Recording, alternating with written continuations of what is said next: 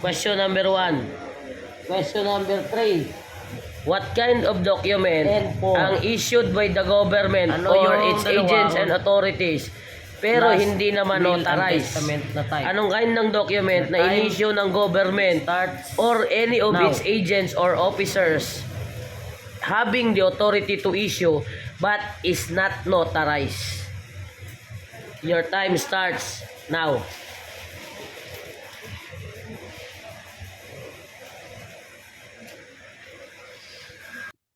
5 seconds.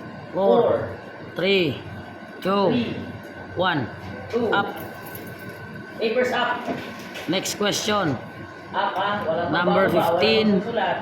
Okay, your next question. Number 3. Anong korte ang humahawak sa mga issues regarding the violation of dangerous drugs? Sa Wala issues pa. ng Wala pa. mag-asawa kung magkakaroon Your sila ng time iwanan? starts Starts now. now.